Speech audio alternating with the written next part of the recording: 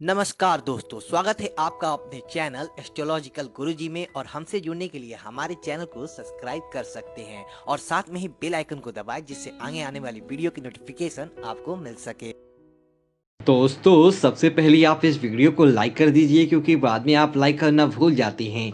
तो प्लीज़ इस वीडियो को टक से लाइक कर दें। तो चलिए शुरू करते हैं आज का वीडियो।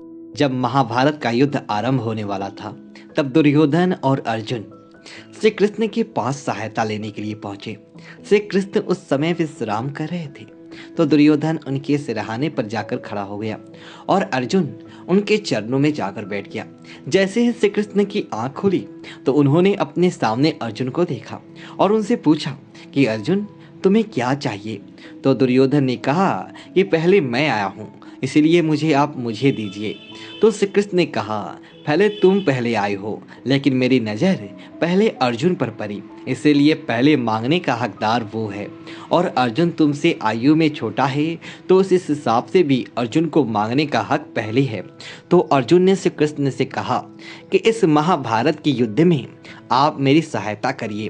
तो श्री कृष्ण बोले, एक तरफ तो मैं हूँ निहत्था, जो युद्ध में शस्त्र नहीं उठाऊंगा, युद्ध नहीं करूंगा, और दूसरी तरफ मेरी नारायणी सेना है जो अजय है। अब तुम बताओ कि तुम्हें इन दोनों में से क्या चाहिए। तो अर्जुन ने कहा कि मुझे सिर्फ आप चाहिए, सिर्फ आपकी जरूरत है।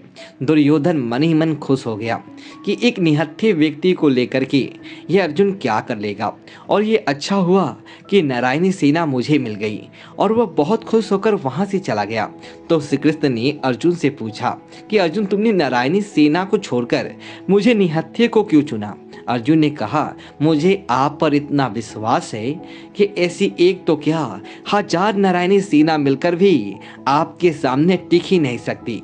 ऐसा ही विश्वास हमारे मन में परमात्मा के लिए, अपने रब के लिए, अपने खुदा के लिए हो जाएगा कि दुनिया की हजार मुश्किलें मिलकर भी मेरे उस रब के आगे, मेरे खुदा के आगे, मेरे परमात्मा के आगे टिक ही नहीं सकता। तो विश्वास रखना, दुनिया की बड़ी से बड़ी मुसीबत भी आपका कुछ नहीं बिगाड़ सकता। एक प्रसंग महाभारत का और है। महाभारत का युद्ध चल रहा था। दुर्योधन ने भीष्म पितामह से जाकर के बहुत कठोर वचन कहे कि आप युद्ध भले हमारे तरफ से कर रहे हो, लेकिन आपका मन पांडवों से मिला हुआ है, आप ईमानदारी से युद्ध नहीं कर रही हैं। दुर्योधन की इस बात को सुनकर भीष्म पितामह को बहुत क्रोध आ गया। उन्होंने कहा कि अगर ऐसा है तो आज मैं प्रतिज्ञा लेता हूँ, कल या तो अर्जुन नहीं रहेगा या फिर भीष्म नहीं रहेगा। इस प्रतिज्ञा को सब लोगों ने सुना, सबको पता चल गया। जब श्री कृष्ण को इस प्रतिज्ञा के बारे में पता चला, तो ये अर्जुन को ढूंढने लगे। और ढूंढते ढूंढते जब अर्जुन के कक्ष तक पहुंचे, तो देखा कि अर्जुन मजे से सो रहा था। तो श्री कृष्ण ने अर्जुन को जाकर उठाया कि अर्जुन, तुम्हें पता है आज क्या हुआ है। अर्जुन ने कहा, मुझे सब पता है। तो श्री कृष्ण ने पूछा, बताओ तुम्हें क्या पता है। अर्जुन ने कहा कि भीष्म पितामह ने प्रतिज्ञा की है, कल या तो अर्जुन नहीं रहेगा या फिर भीष्म नहीं रहेगा। अर्जुन ने कहा, हे केशव, आज मैंने सारा दिन युद्ध किया है और कल मुझे फिर युद्ध करना है, इसीलिए मुझे थोड़ी देर विश्राम कर लेने दीजिए। फिर श्री कृष्ण बोले, जब तुम्हें पता है कि उसने ये प्रतिज्ञा ली है, तो कल या अर्जुन नहीं रहेगा या भीष्म नहीं रहेगा, तो उसके बाद भी तुम इतने निश्चिंत होकर कैसे विश्राम कर रही हो। तो तुम्हें कोई चिंता नहीं हो रही क्या। तो अर्जुन से कृष्ण के चरणों में गिर पड़े और कृष्ण से कहने लगे कि जिसकी चिंता में व्याकुल होकर आप इधर से उधर भटक रही हैं, जिसकी चिंता आपने अपने कंधों पर उठा रखा है, उसके बाद तो कोई मूर्ख इंसान होगा जो अपनी चिंता खुद करने लगे। जिन लोगों का परमात्मा में विश्वास होता है, वो बड़े से बड़े संकट, बड़ी से बड़ी मुसीबत से भी बाहर आ जाती हैं। महाभारत का एक प्रसंग और भी है कि अर्जुन का और राजा भगदत्त का युद्ध चल रहा था। और उस महाभारत के युद्ध क्षेत्र में एक छोटी सी चिड़िया अपने छोटे छोटे बच्चों के साथ फंस गया था और मन ही मन परमात्मा से प्रार्थना करने लगा कि मेरी रक्षा करो। और उसकी प्रार्थना को श्री कृष्ण ने सुना। राजा भगदत्त एक विशाल हाथी पर बैठा हुआ था और जब अर्जुन राजा भगदत्त से युद्ध कर रहा था तो अर्जुन का तीर उस हाथी के गले में बंधी बड़े से घंट पर जाकर लगा और वह विशाल काय घंट उस चिड़ियाओं के ऊपर जाकर गिरा और सारा दिन वहां पर घमासान युद्ध होता रहा। हजारों लाखों योद्धा मरते गए और जब उस दिन युद्ध की समाप्ति हुई तो श्री कृष्ण अर्जुन को उस घंट के पास लेकर आए और अर्जुन से उस घंट को उठाने के लिए कहा।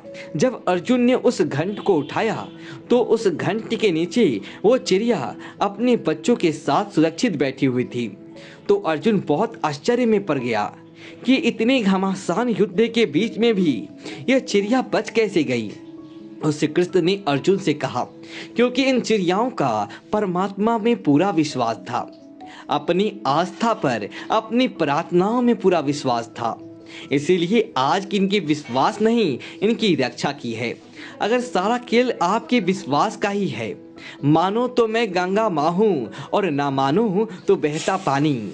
आपको ऐसी हजारों लाखों मिसाल मिल जाएंगी जिनके विश्वास ने उनकी रक्षा की है, जिनकी प्रार्थनाओं ने उनकी जिंदगी में चमत्कार किया है। ऐसे ही जब भी कभी आपकी जिंदगी में मुश्किलें आए, कोई मुसीबत की घड़ी आ जाए, जब आपको लगे कि आपकी शक्ति, आपका सामर्थ्य, आपकी बुद्धि कुछ भी नहीं काम कर रहा, आप फंस गए हैं, तो ऐसी परिस्थिति में आप अगर परमात्मा पे विश्वास करते हैं, अपनी प्रार्थनाओं पे विश्वास करते हैं, तो यकीन मानना आपकी वो प्रार्थनाएं, आपकी वो दुआएं, आपका वो विश्वास आपको बड़े से बड़े संकट से भी बाहर निकाल कर ले आएगा।